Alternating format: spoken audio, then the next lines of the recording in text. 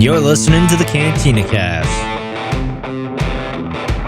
your home for thought-provoking Star Wars talk. Join Albert and Jonesy in breaking down the latest news, trailers, movies, and of course, your favorite characters from a galaxy far, far away.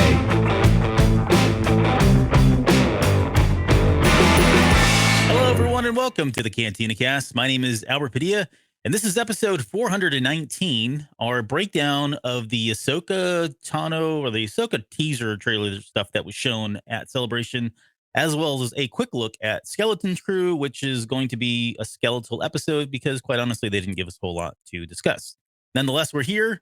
We've been putting this show off for some time now, and we said we would get to all of this stuff. And again, our apologies, it's been 3 weeks later, but I think there's some things to talk about. And now we have the benefit of everybody else going out there and finding all the Easter eggs and things and breaking them down. So we can just, make it sound like we came up with the stuff on our own. But we do have some new things to discuss. I think there are some things both in Skeleton Crew and Ahsoka that have kind of been glossed over. And of course, in true Cantina Cast fashion, we're going to dig into those in a lot more detail and probably speculate and come up with some crazy tinfoil hat theories. So speaking of crazy and tinfoil hat theories, please welcome to the show, Jonesy. Jonesy's with us tonight. Jonesy, how are you doing? Doing well, sir. How about yourself?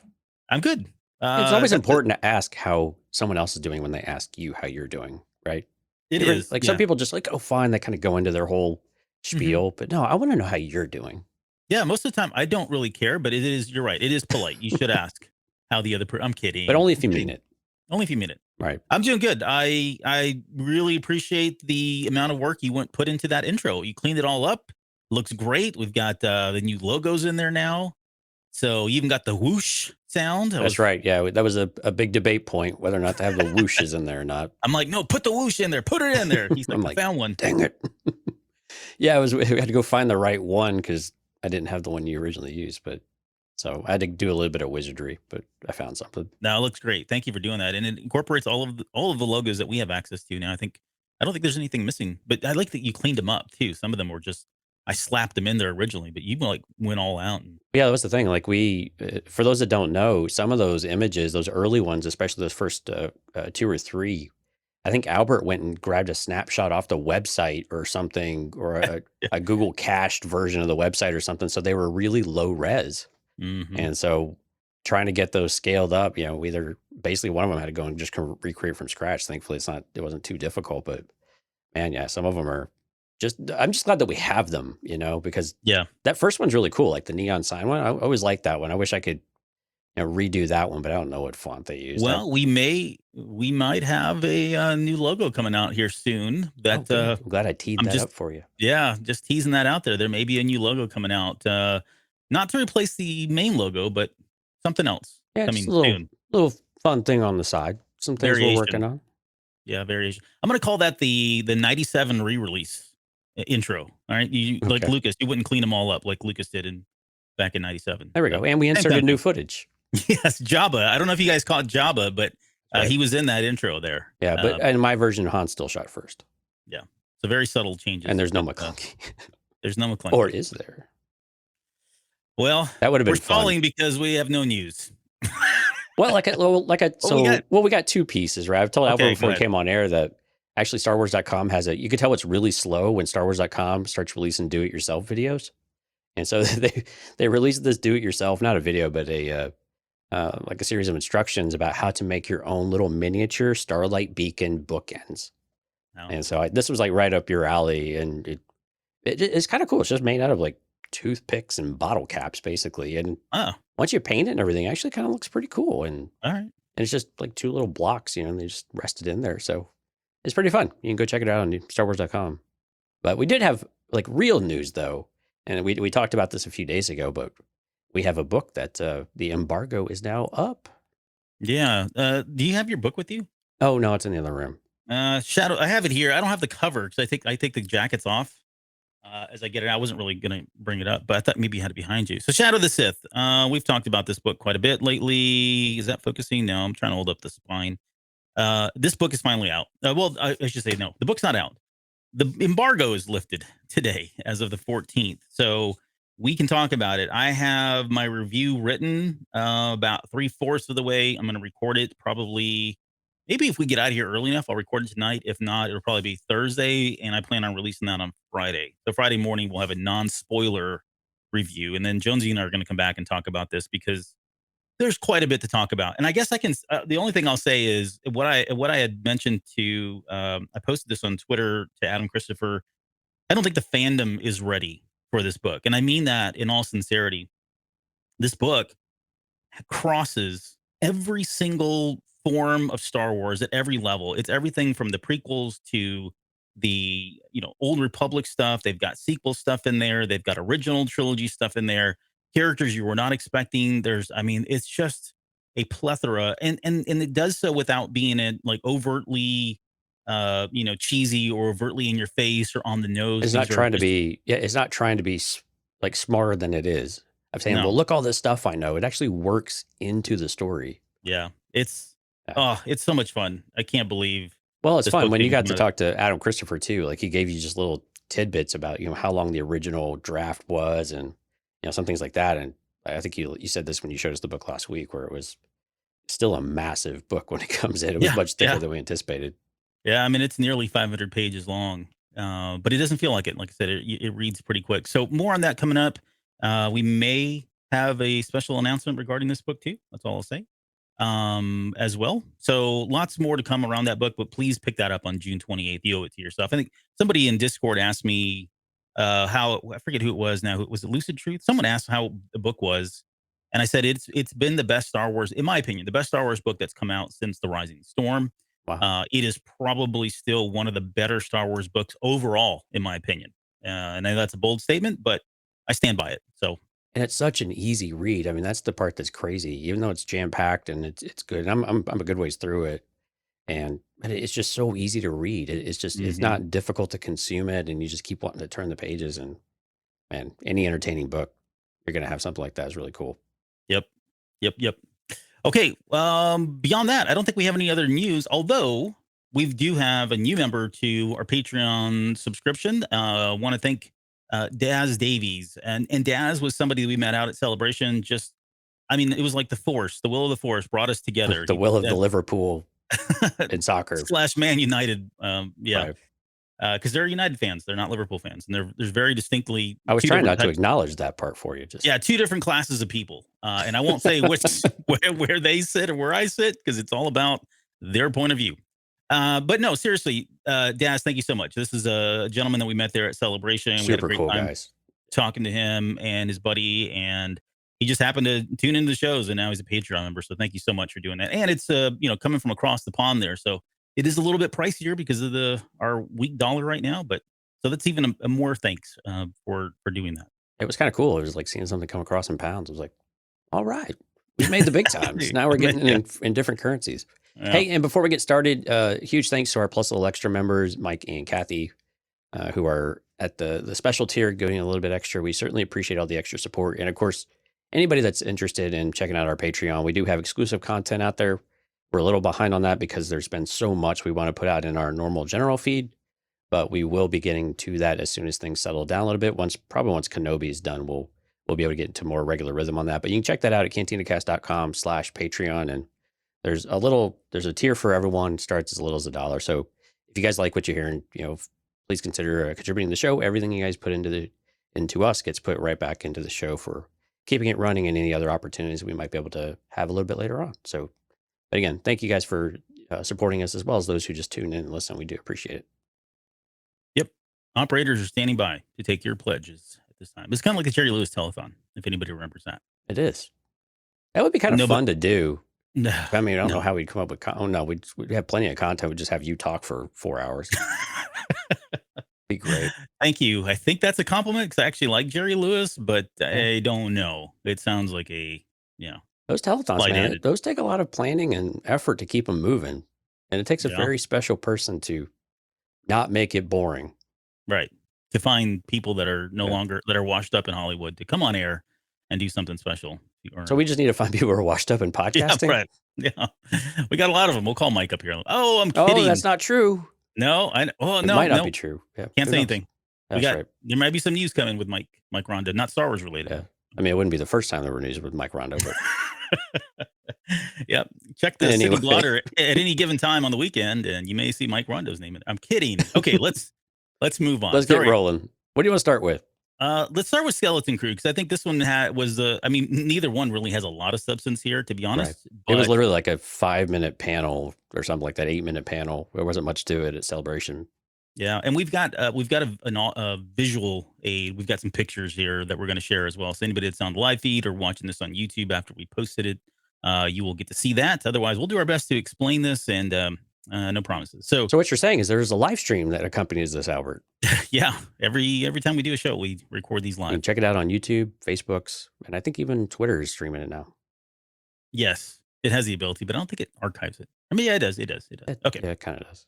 All right, what do you think of the logo first? So we got the Star I love Wars the logo, actually. Skeleton Crew. Looks a little Yeah, it's like a rusty. Yeah, I like it a lot. I think the font is a little bit different than what we normally get. And so I really like this logo. I think it really looks sharp. Yeah, I do too. It reminds me.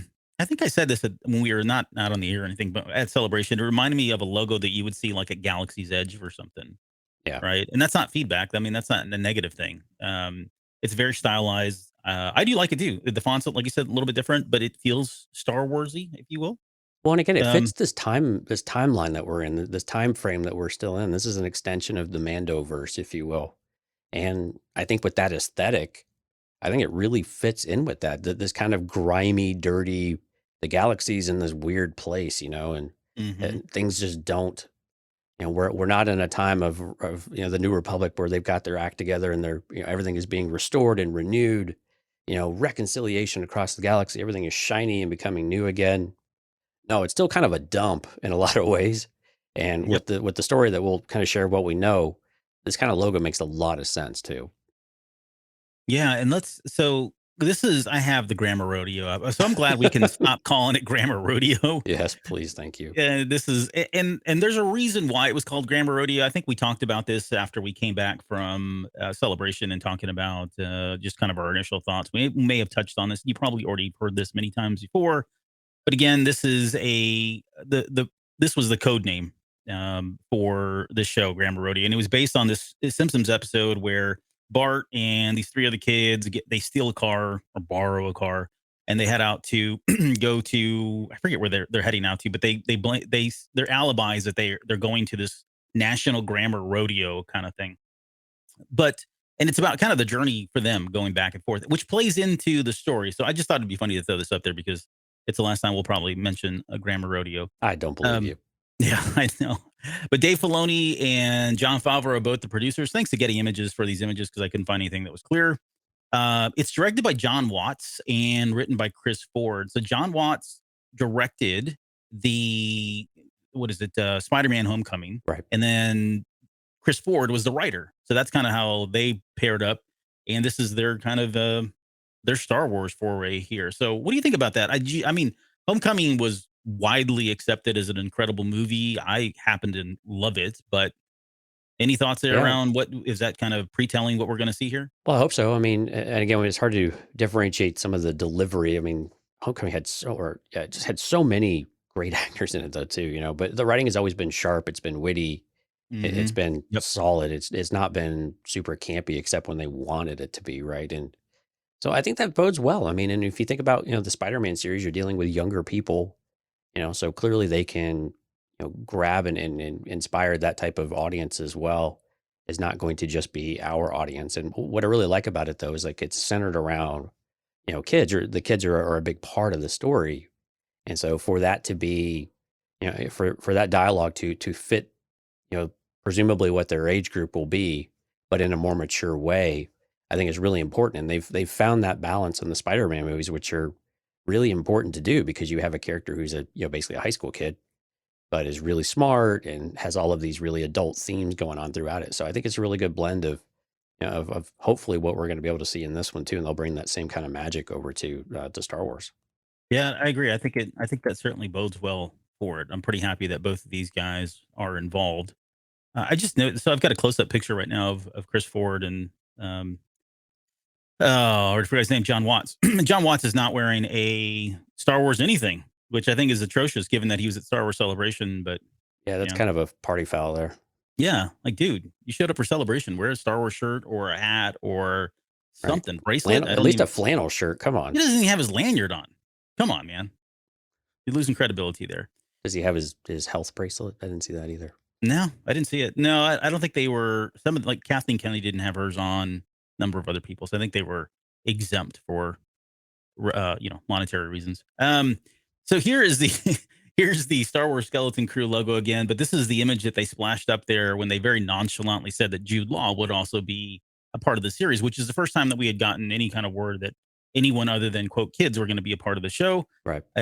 Jude Law has been in all sorts of roles. I happen to like him as an actor. What do you think about his role, and any speculation as to what do you think he'd be doing? I've heard, he's going to play a good guy. Everything. He's going to play a bad guy. He's the main. They said he's the main. I mean, it is starring Jude Law is how they Right. announced him. So Yeah, he's what do you think he's there? the focal point of the series here, it seems. I mean, he's great. And I think the thing about Jude Law is that he is, while early on in his career, really a lot of serious type of parts, but we've seen him be in, what was he in? He was in Captain Marvel, right?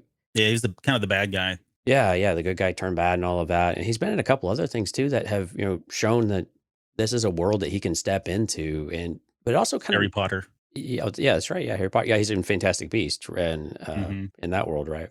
Yep. So I mean, this is a guy. He's clearly got the acting chops, and so it's a matter of, is this going to be a more serious character? Are we going to see a different side of that? Now, what I think might be happening, and so I had to actually create this just for the show.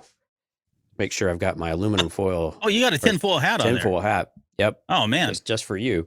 Okay, you go. Is that what I would love to see, and what would make a whole lot of sense actually, is that what if Jude Law was Hondo Ohnaka? Hondo Ohnaka.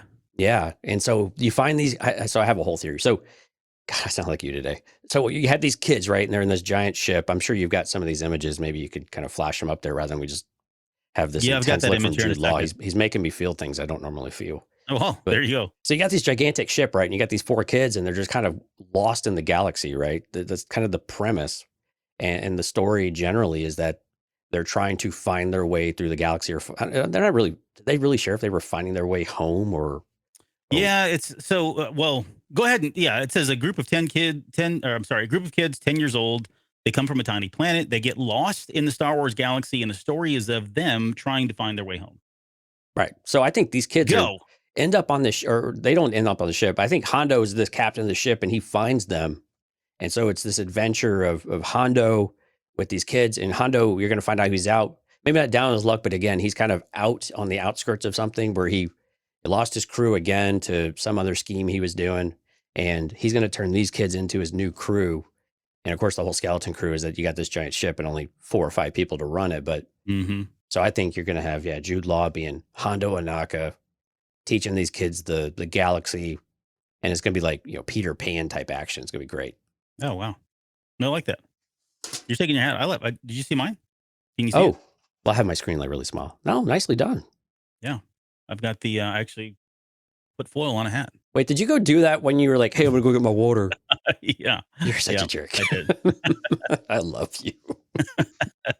I did. This is before we came on the air. I was like, I got to get my water real quick. I didn't really get my water. I was actually taking foil paper and applying it to another hat so I could swap it out just to make sure I wasn't left out here. Well done, fine sir. Well done. Yep. Okay. So I'll leave this on. It's really hot, by the way. Well, protecting your brain is difficult. It requires some sacrifice. I like that theory, though. I would, I mean, because Hondo Ohnaka is someone that they're going to have lots of makeup and prosthetic paints and all that stuff on them that, you could really throw a number of people in there, provided they can just, pull the accent off and the nuance of the character. So it could be somebody like them. It could be a ton of other people. It was Gary said, but he was an android gigolo in AI. So there is that. I actually that was probably a prerequisite for him casting for this, and we had to go in there for the test screen. Gigolo check. Right. So I don't know that I have anything that I actually like that theory. I think mine's probably just a little bit more conservative. I do feel like if they are going to follow this Graham Rodeo thing, I can see them stowaway in this ship, or these kids that are mischievous at 10 years old decide they're going to get in a ship and take off. And then the next thing they're getting caught up because people see them in the ship and they think they're whoever, Jude Law's characters, or maybe Jude Law's in there with him. I don't know, or his character's in there with him as well. But I have a feeling it's going to be very similar to like they said, it's going to be a throwback to like the Steven Spielberg type movies of the 80s, where these kids are kind of caught up in this really large situation or big situation that they normally wouldn't be in. But again, they did mention also this is going to be it is a kid show. It's got kids in it, but it's not a kid show, right? Right. It stars for kids, but it's not a kid show. Is the exact quote. So I don't think we're gonna get like a Stranger Things type thing. I think people have been saying that, and I think there's probably the association of something being gory or scary or eerie. I don't think they're going that, but I do think they're going to get into like this ET moment or some of the more adventurous things that happen in something like Stranger Things without the horror aspect of it all. So I'm excited about it, especially if if their roots are embedded in that 80s era of storytelling with kids. There's some really great stories in there, Goonies, Stand By Me, all these great movies that came out back Right. then. Lost Boys. Oh wait. Lost Boys, Monster Squad. That's an oldie. But again, goodie. but it is during the the Mando time frame here. So after Return of the Jedi, well before Force Awakens. So that while we're not quite out of that era, it is a little bit. This is kind of the interesting thing, though. Of for as much as Kathleen Kennedy and them have said that they want to get out of this, kind of the 9 saga movie timelines. We're still very much in it, and they're very much building out this Mando universe that we've got going. Of course, we're going to talk about Ahsoka here in a little bit too, but I think it's still ripe for stories, right? And I think it's a really interesting time in the galaxy for stories like this to keep coming out, and that they don't have to be prescriptive and they don't have to be boring. I think you still have flexibility. So I think the question is, are we going to see, force users or force powers or things like that in this series when we've seemingly not been able to get out of seeing any of them in any series? Or is that going to continue? Or are we actually going to finally somewhat break from it with this series?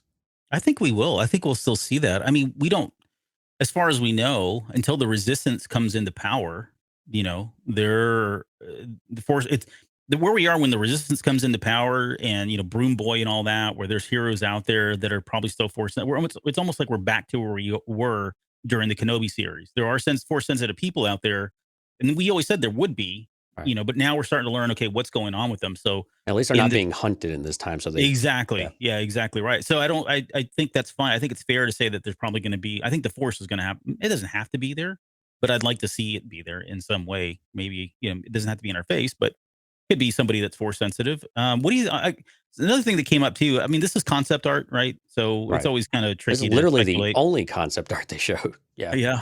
But there's one of the characters down there does not look like a human child. The short one there. Yeah, it looks like maybe some kind of a humanoid character. It doesn't look like a droid because it looks a little too, a little too. What's the word? Fluid. Humanoid. Humanoid. There we go. Yeah. Right. Not robotic looking. Android looking. But yeah, any thoughts around that? I would love personally. I would love for them to do this. The only problem that I have with it is, once we get into when we start shrinking down characters and they're not animated, right? It's not CGI, and they start using let's take for example, what's his face? Kuriel, what's his name? Kuviel? For the Mandalorian. Oh, Quill. Piggy boy. Quill, thank you. Piggy Somebody boy. like him. Wow, offensive much. Yeah, sorry.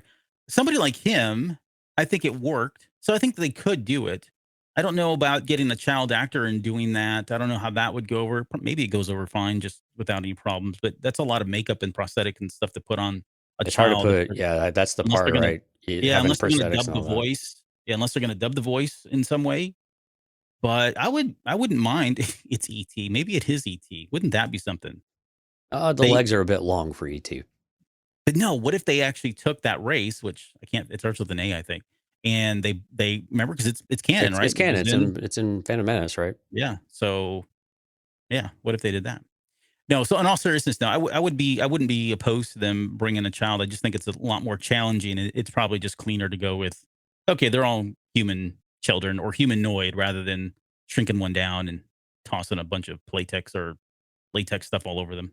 Yeah, and I think that is the challenging part. But again, I think it's, for them to all be human, I think is also not necessarily Star Wars enough in that regard. We're used to seeing aliens, and we were used to seeing them younger too, right? I mean, we saw this in Phantom Menace. We had Anakin's friends, right? They were, I mean, Kitster was human, but clearly you had little baby Greedo there, and so they can do it and they can make it work, and it's, it can be successful, I think, in that regard. So I think that Mm-hmm. they would have not at least one non-humanoid, and then they would have the other humanoid, but they would be of different species, right? So Right. I don't know why, but I'm looking at what's presumably a female there. It looks like like a Vernestra Rowe, actually, kind of hair. The long But hair there. yeah. I don't know. It's just this definitely not that or anything even close. But it's just reminds me of that. But I mean, still, we're going to get some diverse characters here, and I think one of them should be quote unquote an alien, if you will. Yeah. I mean, Star Wars then is again, an Jude Law's going alien. to be Hondo, so we kind of got that covered with the adult side too. Right. Yep. Okay. Well, Well, again, maybe that one is Hondo's son, and so just leave your hat on. Don't even take it off the rest of the show. that's right. Yeah. Yeah. Lots more to come on this one. Coming in 2022 No, on stage. 23. 23, sorry. Yeah. 2020. I'm losing my mind completely here. 2023, they are filming already. So when they came up on stage, they had mentioned they had just started filming or about to kick off filming. Well, no, they said in spring. So Yeah, they were about to start, so they should be rolling now. right. Which is interesting to have concurrent projects going on with Ahsoka at the same time, because presumably they keep using the volume. So that's an interesting one that they'd have two at the same time, because we've seen where they've had to do them sequentially in order to make use of all the stage. So So maybe they've invested in another one. I heard they were building more. So I think that's right. I think they wanted like 3 or 4 of them or something, mm-hmm. or maybe I mean, they've if they're already got gonna, through. and it makes sense if they're gonna invest all their time and step away from movies for a little bit here. They're gonna need something like this, right, to get all these projects out and keep them running simultaneously like this. So Right. And again, we, not to go too hard into Kenobi, but in the last series or last part for Kenobi, part 4, I think we again saw some limitations of the volume again, where you had different lighting and you had different.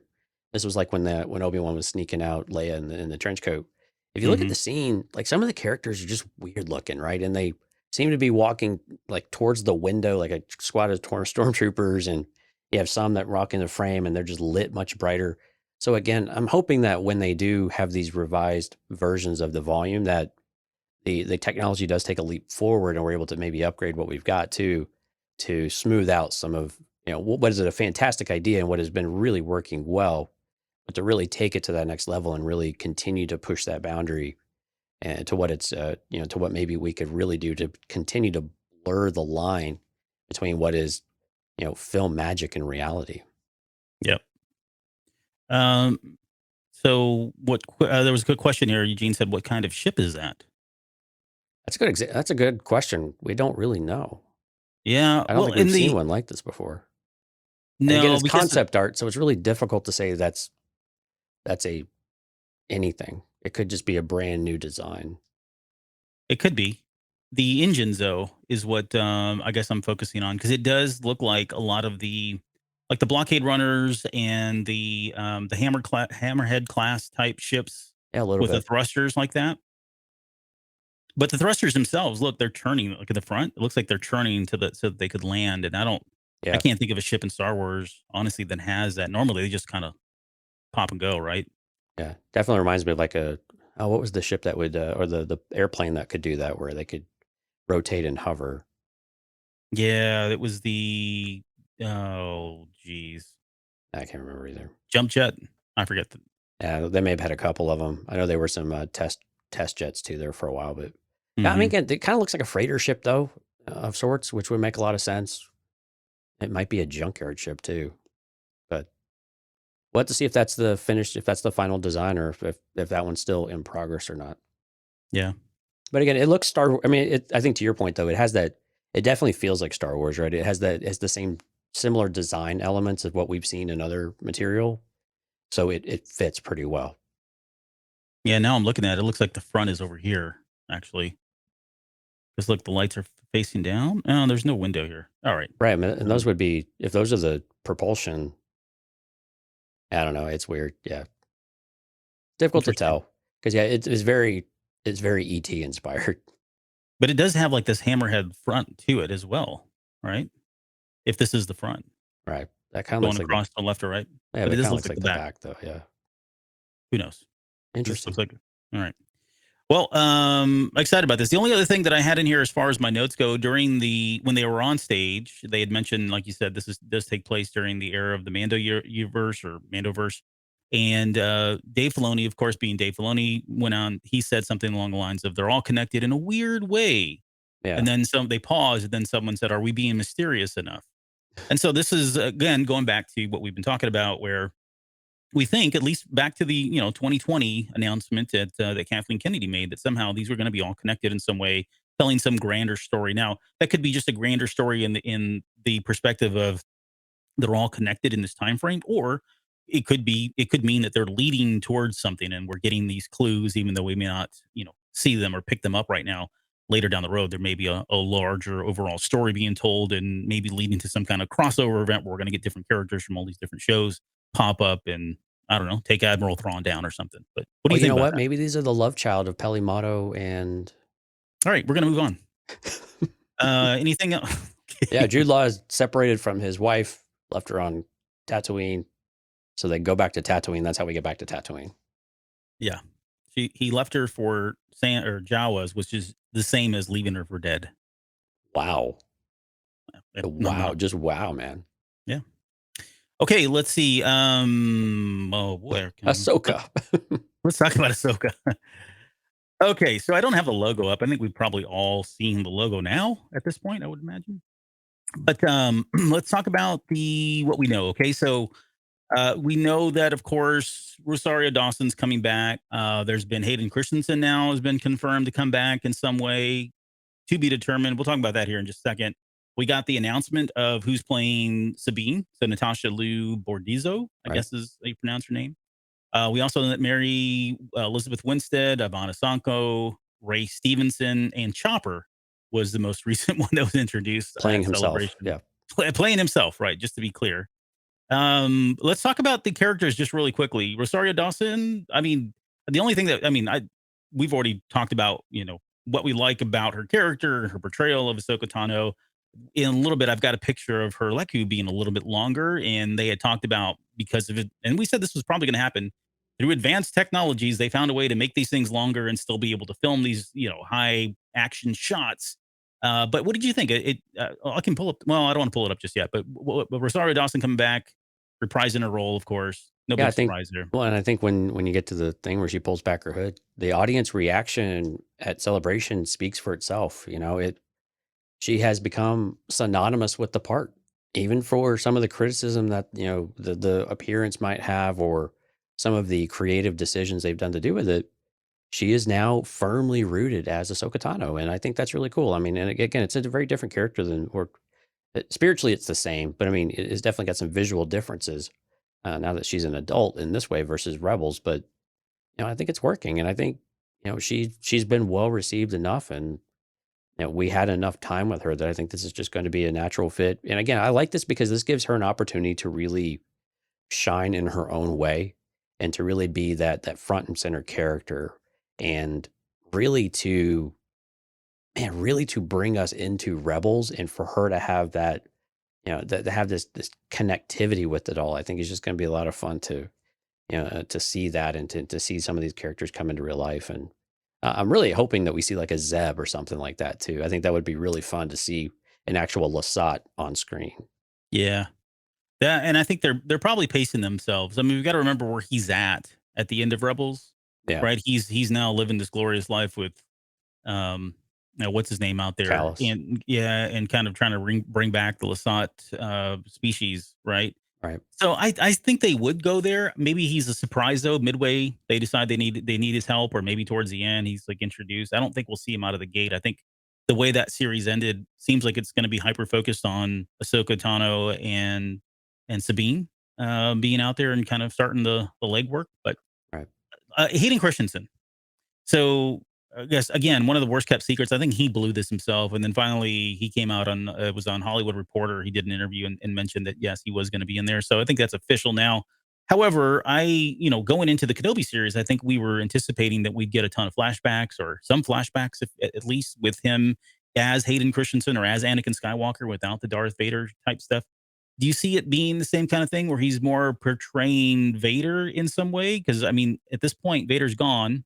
Maybe we'll come back to that here in a little bit too. But Vader's gone at this point. So how would he come back? Is he a Force ghost? Is he coming back as Vader? Is it a flashback to Clone Wars of scenes that we did not get before? What do you think? Yeah, that's a really good question, and I don't know at this point because I think it would be for him to be back as Anakin is difficult because of, and I think it's difficult because of Rosario Dawson being the age that she is, and when Anakin and Ahsoka were partners, she was still quite young, and so that's a really big disconnect in that timeline, and so I mean because that's gosh, what is that, 25 to 30 years, Hmm. span. Yeah. That's a really tough one to go back and do, and so for it to be Anakin, I don't know. I would really like to see Vader again on screen with Ahsoka because I just think that's a more interesting dynamic where they were left out in Rebels, and what more do they have to say to one another, or what are the emotional scars for Ahsoka, based all on that. Also knowing that she's balancing this thing that she has this, friendship with Luke, or this kinship with Luke, whatever you want to call that, while she's also trying to find Ezra and Thrawn, and Ezra, of course, being Force sensitive. It's just I think that's more of an interesting dynamic than it is to go back to the Clone Wars days, with Anakin proper. So I think that's what I would prefer. And again, knowing what we know, I think the part where we could see truly Anakin though is if we're going to have flashbacks with Thrawn. And Yeah. we actually pull some of that material from the Zahn novels, especially that first set. And I think that would be what was the one with the Anakin and Thrawn kind of team up, alliances, Yeah. alliance, yeah, something like that. So anyway, I think that one might have some possibilities there to where it's kind of a mislead that Anakin or Vader would actually cross paths with Ahsoka in any kind of respect during the series. Yeah. What about you? What would you like to see, and then what do you think we're going to see then? Okay. So before I do, I'm going to put something up on the screen real quick. We've never done this before, but I'm going to give you a spoiler from. I have to talk about this because it's relevant now. So I will take this message down and I'll tell you guys that if you're listening to the podcast, maybe just fast forward 30 seconds. But when I count down to three, from three. But I do want to mention just one thing very quickly that I think they could do. So I'm going to do that in 3, 2, 1. You should be covering your ears or turning the volume down or disconnecting at this point. So in the book, Shadow of the Sith, we do get an Anakin Skywalker. We get him talking to Luke.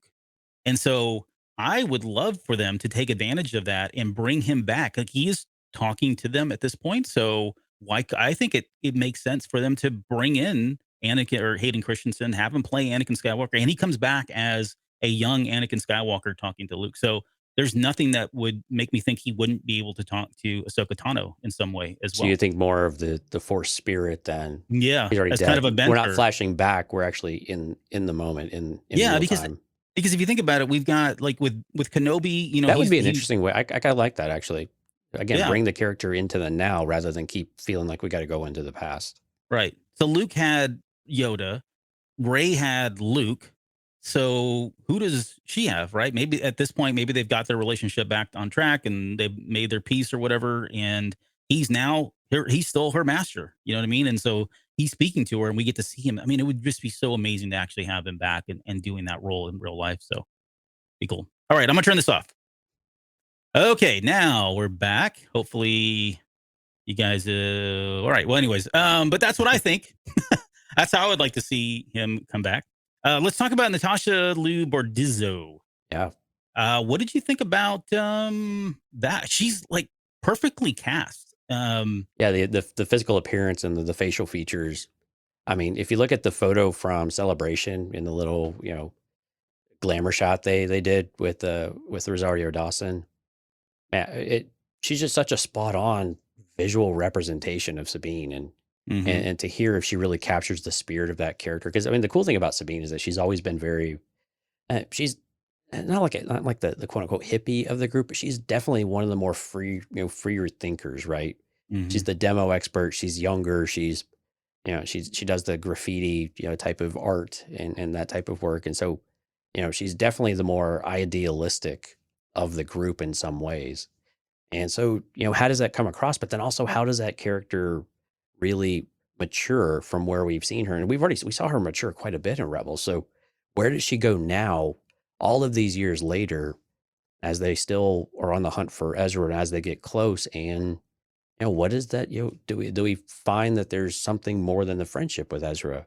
That's missing. I think I'd still like for that relationship to be a bit platonic, to be honest with you, but I could see where the shippers are going to ship.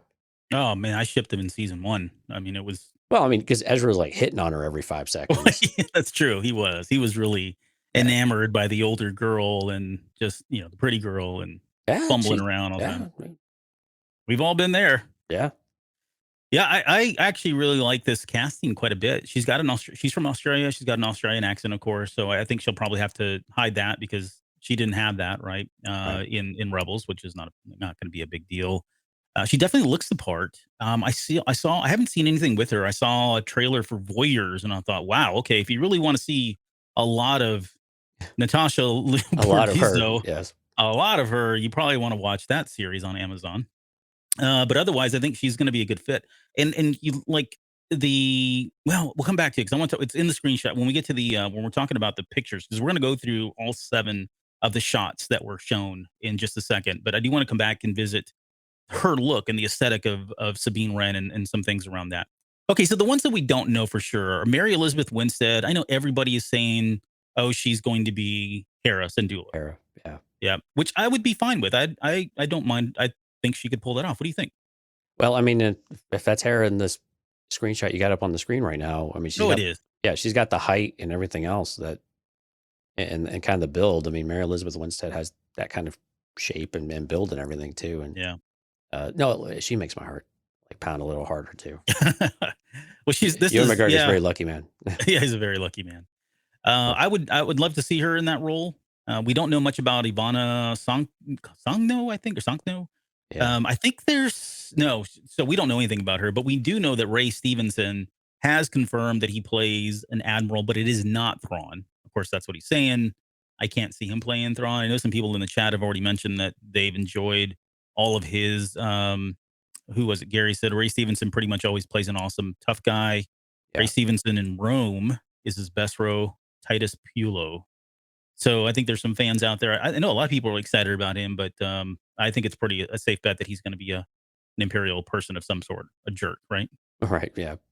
But again, I think some of the characters you've seen Mary Elizabeth Winstead play, I think make sense for her to fit into Hera. I can definitely see that working Yeah. as well, and but yeah. So what's the question? Who else might we see? It was just about whether or not who do we think Elizabeth Winstead would play, Mary Elizabeth Oh, Winstead, or yeah.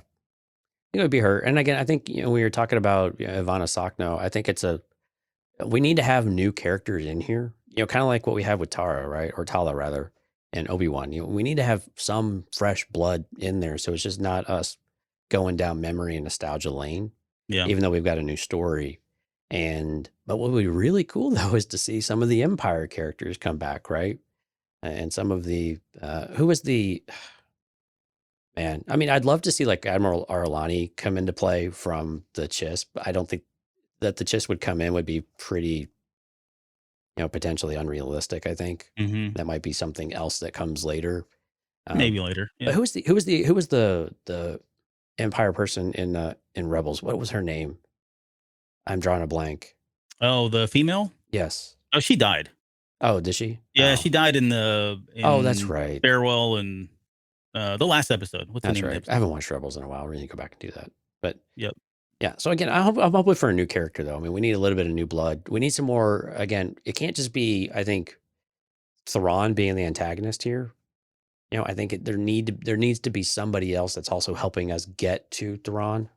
Much like what we saw in Mandalorian with Ahsoka when she was introduced to us. And so I think that's some characters like that again is kind of a hunt. and you got to pick up the trail as you go. And I think characters like that to be new and give us a consistent, quote unquote bad guy, I think is going to be really important for us to build up to get to the characters that we really, really want to see that mean the most to us. Mm-hmm. Gary says, "Oh, dang, this will be Mike flip. What if Mary Elizabeth Winstead is Mara Jade? Hugh the New England, no. Where's Steph? Maybe she's not watching this one, or at least she hadn't seen that comment. But I like that idea. I keep saying they're going to bring her back. I just don't know how or when. But if they're going to do it, this would be the series to do it. Really? Okay. Still, I mean, I'd love to see it happen too. I just don't know how that works at all. I already gave you my theory, and I know it doesn't work. Yeah, but I don't think you like it. Come up with a new one. Yeah. Go home and try again. Yeah, that's fair. Okay, let's see. So the other stuff before we get into the other pictures here, just quickly, filming began on May 9th of this year. So they were only about 3 weeks in filming when Celebration happened. Yeah. They have said that it's going to be more serialized. So rather than having separate kind of contained adventures, it'll be kind of a long, lengthy story. Kind of like we're seeing with Kenobi. Yeah.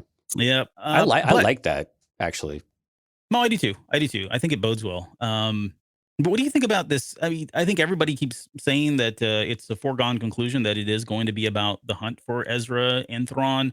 I don't disagree with that. I can't see why it could really be anything else other than that. But there are things that, as we look through in these screenshots here in just a second, that do make me wonder, like, what are they doing? Like, how are they going to tell this story? There's some, I wouldn't say inconsistencies because that sounds negative. And what I mean by that is right now everybody's saying, oh, that's, in Kenobi, this isn't going to happen or that shouldn't happen, and they're not being consistent here and they're not reading the lore and all that, and it's because we haven't seen the final episode. So I want to just make that very clear. Right. I'm going to say these things because we only have screenshots right now. Some of this stuff is a little foggy and I don't know how they're going to true that up. So, and we can start with this one first. Like, when we see a lot of these shots of Ahsoka Tano, she is Ahsoka, quote, the gray, you know what I mean? She's not in her whites, in her white, Ahsoka the white at the very end of season 4 of Star Wars Rebels.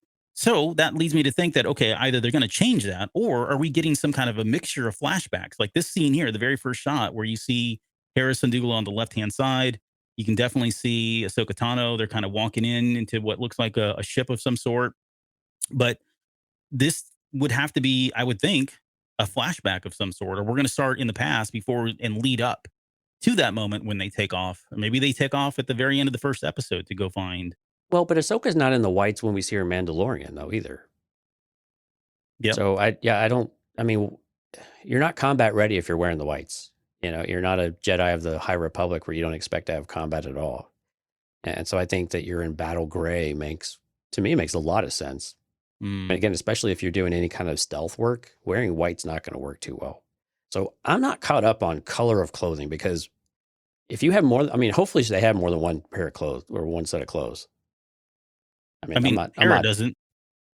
Right, yeah, but she's got the brown jacket and the orange pants. Right, and we can't all be Lando, right? So with all the different capes and whatnot, but I mean that she would have different cloaks and different things for different missions. It would make sense. I mean, some of the people are going to die on that hill. I just don't understand it because it's literally a cloak.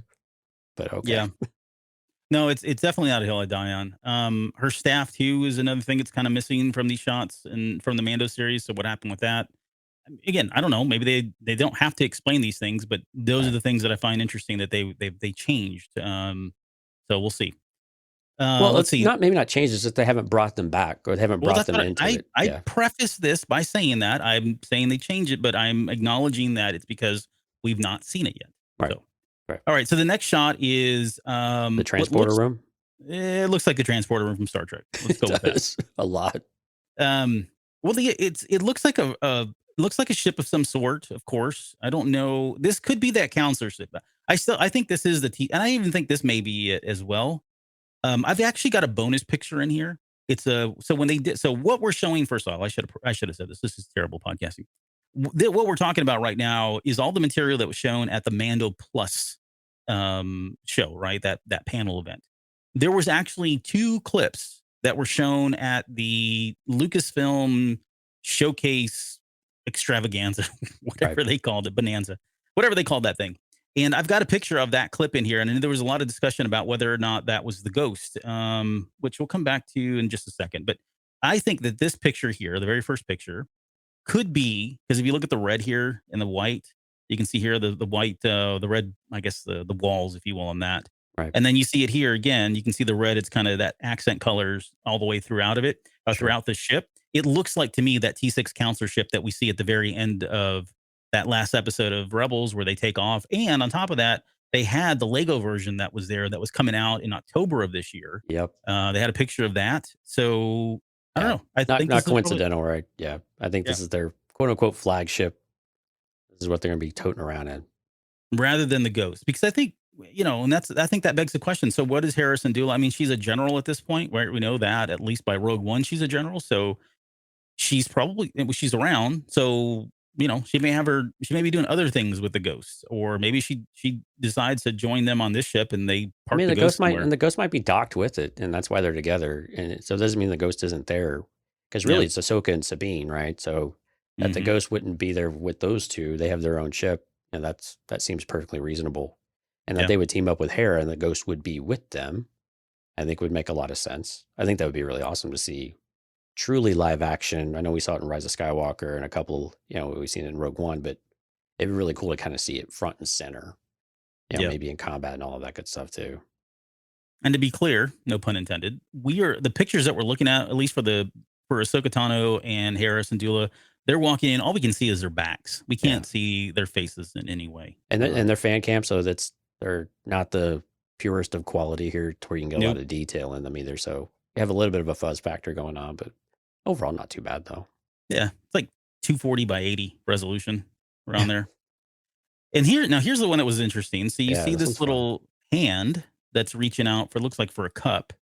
A lot of people have speculated that this could be somebody like Jason, but however, I think Jason clearly had green skin.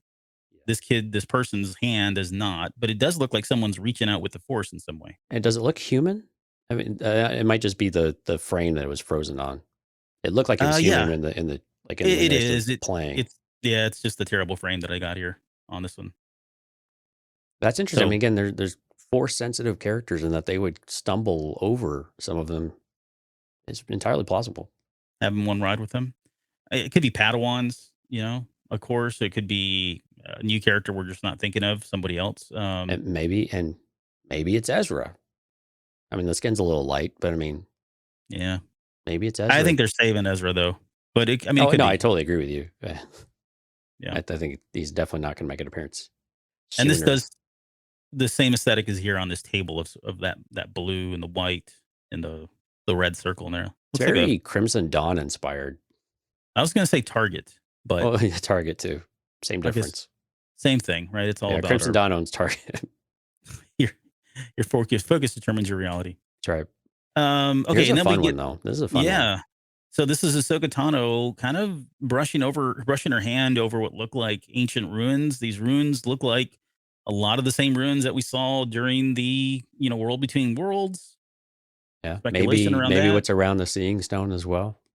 Seeing Stone had the same ruins as well. Yep.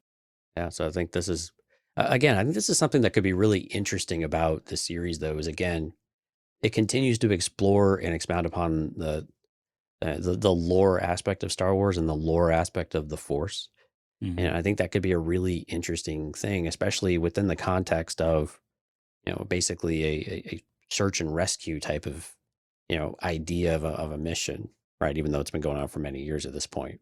Yeah. But that they would continue. I mean, kind of like what we expected to see a little bit more of with Luke Skywalker of, finding these ancient ruins and finding different, different objects and, what do they mean, and the research into them and some of that, which we're getting a bit of in Shadow of the Sith. But I mean, it's really cool to be able to get other characters and have a different take on that as well, especially a character like Ahsoka, who again isn't necessarily a Jedi, but definitely has a lot of Jedi principles within her. And how does it play into what she's trying to get out of it in order to find Ezra, and that she would find stones or other ancient artifacts that would help her communicate or extend her Force awareness. Again, work within the concept of the show, I think. Yeah, not to spoil anything, but you may be seeing a Seeing Stone or reading about one here very soon again as well. So I like the idea of a Seeing Stone, to be honest, but it does look like it's on the ground too. Yeah. But again, could they be going to Tython or Malachor some way. Well, and again, Tython's such a great example because, we know that Grogu went there in order to commune and try to find a Force user. Hmm. So Ahsoka presumably has done something similar. And so would she go back to Tython? And is there more than just the Seeing Stone still there? Or are they really exploring and finding something new? And they've stumbled over something because this looks like it's been, covered in dirt. And again, it's a really harsh shot in Yeah. general. And these are very raw images. I mean, they shot these days before Celebration and, cut them together and threw them out there for us. Or for the people who were lucky enough to get into the panel. You might be reading about Tython very soon. Anything you've ever thought about Star Wars, you're probably going to be reading here in just a few days. in a few weeks. Yep. Hugh Yang. I'm not saying who or why or what, but okay. So Hugh Yang, I think it's universally accepted that this is Hugh Yang. I would agree. Yeah. You want to give people a little backstory on Hugh Yang real quick for those that might not recognize the name? Yeah. So he was a droid that was in charge of taking Padawans out and helping them find their lightsabers. Younglings, right? Younglings, sorry. Yeah. And he showed up in the Clone Wars. There's the biggest question that I have is where the heck has he been? Because he didn't show up in anything since then, right? And we've had a long period of time. So where has he been hanging out this whole time? I don't know if he went undercover. He didn't. He got turned off and put in storage somewhere, locked up in a crate. But maybe he's been safeguarding whatever's left of some of these relics. Yeah, and if you think about the Padawan that we saw earlier, presumably the child that's trying to use the Force. Oh, sorry. So the child that's trying to use the Force, maybe this is where there's a natural link. He's still doing that, right? Maybe he's part of the path. I'm not saying they're going to show him in Kenobi, but maybe he's just always been in this role. He continues to stay in this role, and he's just been undercover this whole time. How cool would that be, though, if we saw live action, like the escalation of a kid finding a kyber crystal and getting that in the live action sequence? That would be really, really neat. The other part of this too that I don't think has been talked about much is in the Clone Wars, this character was voiced by David Tennant, and as everybody knows him as one of the Doctor Who characters, right? One of the doctors, and a lot of people's favorite Doctor.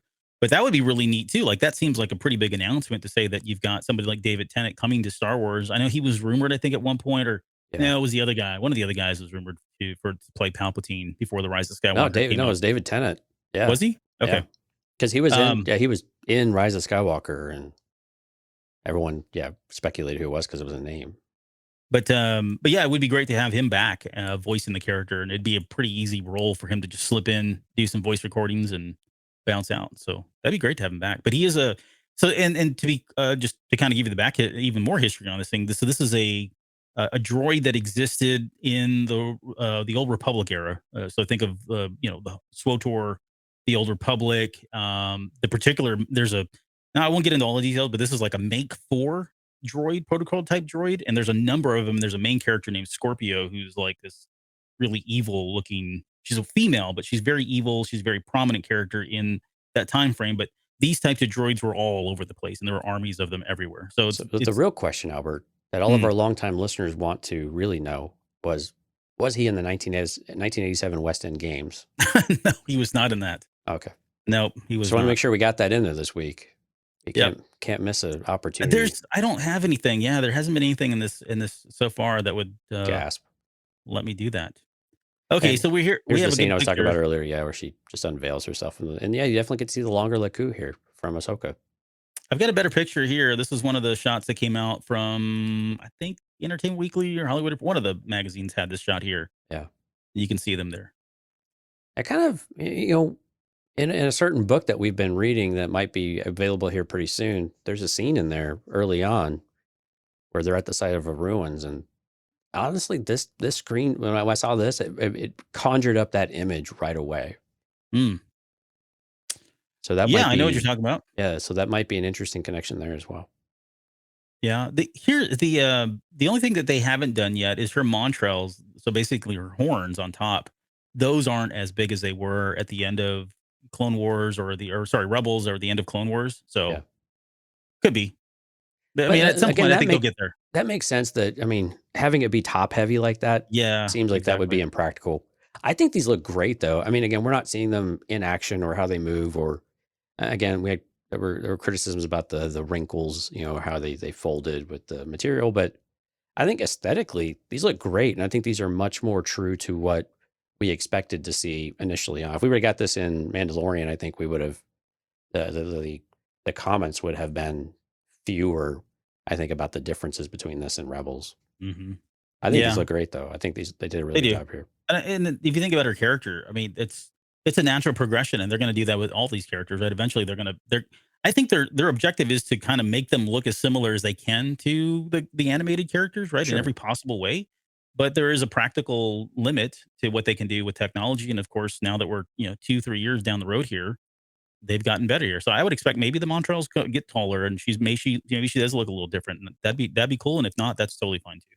Right. I mean, and this is the trade-off you get when it comes to, when you want practical stuff, right? I mean, if you want, how far do you want to take practical before you start giving up and going more of a CGI route or more digital effects? And I think generally we want the practical side of things, except for a bantha. I don't need a practical bantha, but I enjoyed I got one anyway. Yeah, you got to see them get their teeth brushed. It's very important. I mean, or picked, or whatever it was. Yeah, picked. Yeah, yeah, with a water, or not the water pick, but the gaffy pick. Yep. But anyway, that's the trade-off, though. When you have live action, I mean, you want this stuff to not look digital and fake, but at the same time, we have some amazing makeup artists in this industry, and they do a really fantastic job. But there's always going to be some sort of limitation in there. What do you think about her? Like, if you watch this, you can't really tell in this shot because it holds just a little bit longer, but she's almost looking up. She pulls back this cloak, this hood, and she kind of turns her head sideways and looks up at something, like she's looking upwards in some way. I don't know that I mean, it makes me think she's looking at someone, or someone's called her, or she wants to show her face to them to let them know, or let it know who she is, or maybe she's trying to read something high up in the air. I don't know. It's really, I mean, we got nothing to go off of here, honestly, folks. Right. So it is interesting though that she is looking up and pulling that hood back for some reason. It's very dramatic. Look at me. Yeah. I am Ahsoka Tano. Right. And then the last shot, of course, is the one that made everybody go, Bonkers, absolutely nuts at Celebration. And they had started the shot by just showing the mural, without much anything else. And everybody freaked out because, we all remember the mural at the end of episode 4.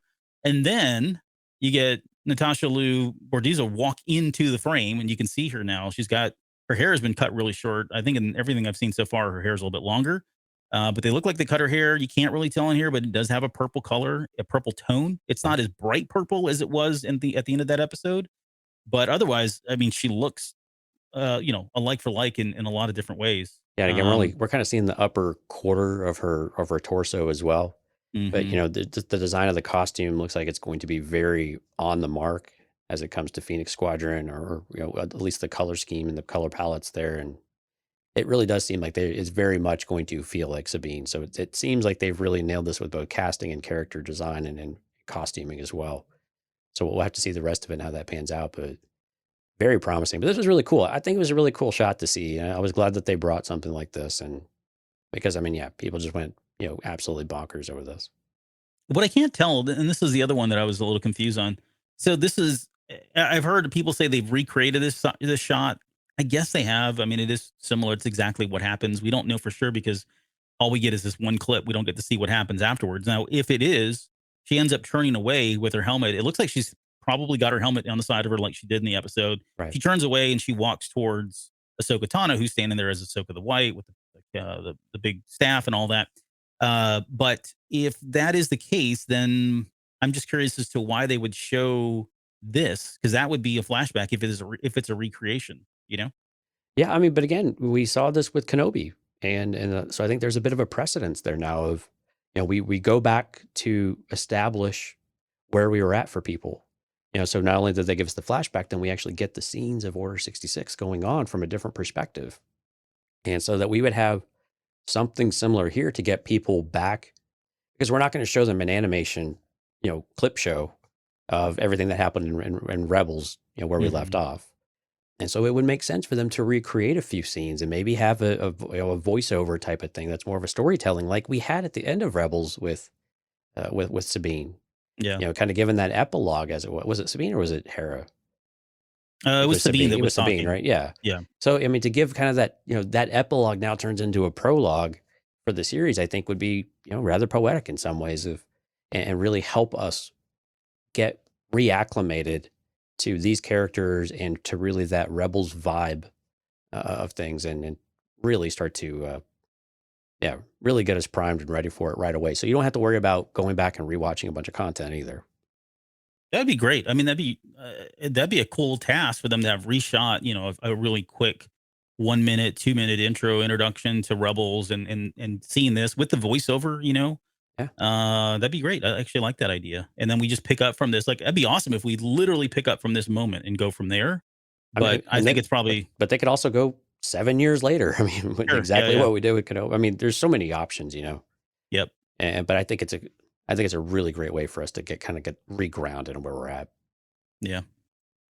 And that's all we got. I thought I had. So here's the other shot. This is that bonus shot that I talked about.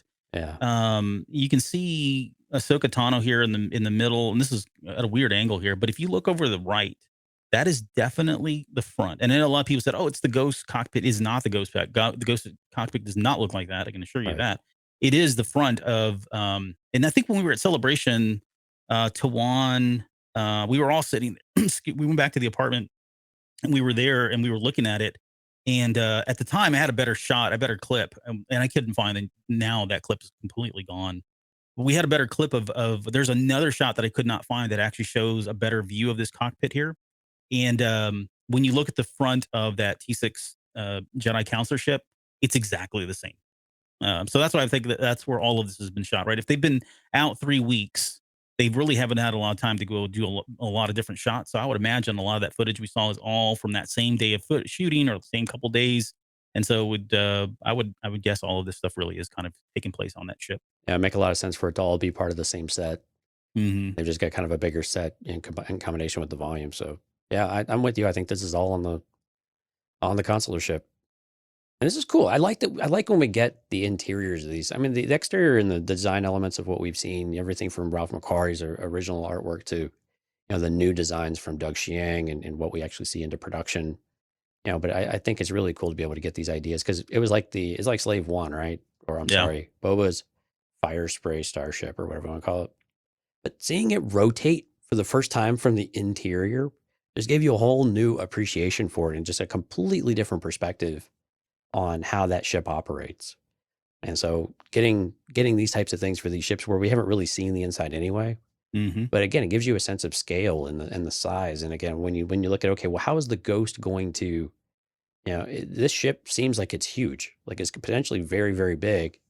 And so is it something that the Ghost could really just dock onto and either they're similar size or this one is a bit bigger than the Ghost. So it makes a lot more sense that you'd have that type of port. And if it's a consular ship, then clearly there would be an ambassador, right? So I was going to use that line earlier. If this is a counselor ship, where is the ambassador? Right. But again, so that they would have some sort of connection, in order to, have a little tunnel or portal for people to walk back and forth. Again, makes a lot of sense. Or she could just bring the Ghost. I mean, there's nothing to say she can't be following along with them too. We don't. True. I mean, and again, if Hera's there, the Ghost has got to be there too, right? Right. I mean, she's not going to just leave it around. And we saw it in the Rise of Skywalker. Yeah, definitely. I mean, we've seen it enough. We know it's around. So, yep, she's out there kicking, taking names. All right. Well, we got a little bit to wait on that one still, but I guess more as that one continues to develop. But that's it. That was it enough to get you like excited about it though? It was a surprise to get some of that footage. We really didn't think they were going to bring anything, right? But was it enough to kind of get the the excitement going for you, knowing that we're still a good year away from all of this? I didn't. I mean, to be honest, I guess such a big Rebels fan that I don't know that anything could have got me more excited. Like I was already pretty hyped about the series, as it were.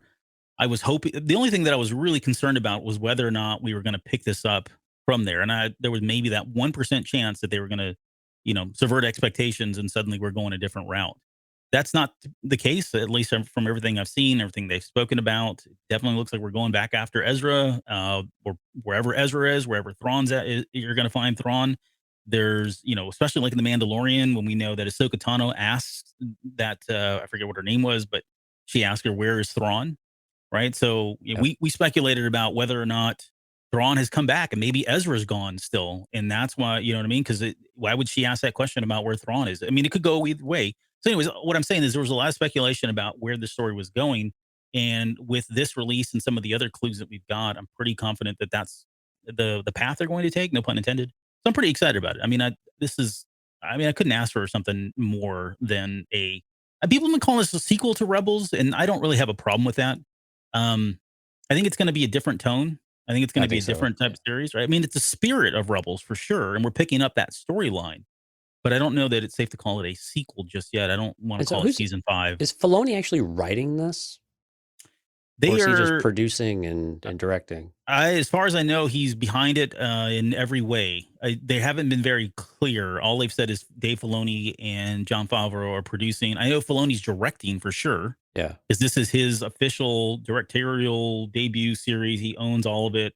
I would imagine he's writing. I would assume he is. It would make way too much sense for him to do that. It would make very little sense for him not to. But again, he's part of the entire process. So that they might have someone else there to write with him, I think would be okay. Sure. And again, he's going to move this thing around. Because I mean, Clone Wars and Rebels had writers as well. It wasn't just Filoni there with a pen and a sketch pad doing everything. Yep. I think the other important thing is that we're going to may probably see Purrgils. We get some space whales in live action. I would absolutely love that. Why not? Bring them back. Know, right? I hadn't had a problem with them. I thought they were cool. Yeah, it's going to be like Never-Ending Dragon. Or Never-Ending Story, rather. Never-Ending Story with Luck Dragon. I'm a Luck Dragon. All right. Well, we'll end that on that 80s reference. I think we'll end the show there. You got any shout outs before we get out of here? Yeah, let's do a few shout outs. Thank you everyone who showed up for the live stream. Again, if you're listening in, we do have a companion to this, Facebook, YouTube, Twitter, all at the same time. And you can go watch the replays there. Subscribe to the YouTube channel. Hit the little bell for notifications when we're going to go live. But thanks for joining the chat tonight. Had a good chat. Steph, Jonathan, Lauren, Jorge Castro, Eugene Berg, Gary Smith, Rick Bayless, Ernie, and of course, Alex, and all the lurkers in the background. Thank you so much for tuning in, and we certainly appreciate it. Again, special thanks to all of our Patreon members for helping make all this stuff work for us. And then, yeah, so tomorrow we're going to be back at this. Yeah, programming update. We'll be back here. So tonight will be the 5th episode of the Kenobi series, and I plan on staying up to watch it, 2 a.m. local time here, but I'm going to do it. And we're going to come back. So in less than 24 hours, we'll be back here to talk about episode 5. So we're going to get that out pretty quickly. Get your bets in on how long the episode's going to be.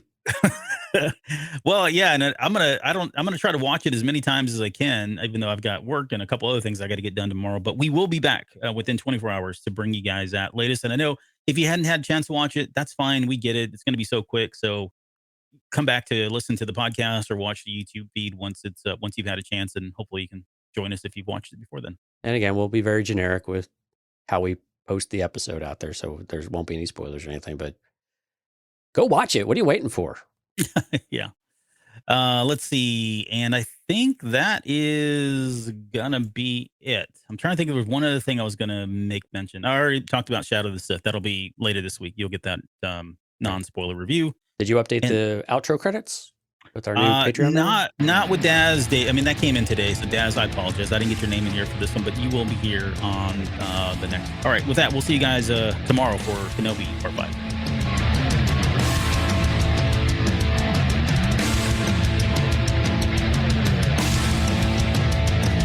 You're still listening? Wow, that's amazing. Well, I'm here to give you the disclaimer. Normally we do a big, long, drawn-out disclaimer thing saying what's what and who's what and all that other stuff, but I think you guys kind of know that Lucasfilm and Disney have no affiliation with us at all, and we have none with them. We talk about Star Wars, which is their property, and all that other good, fun stuff, but I think you can tell which is our stuff and which is their stuff. If you can't, well, then send a lawyer to send an email to me, and I'll be glad to chat with them. Other than that, you know what's what, so that's your disclaimer.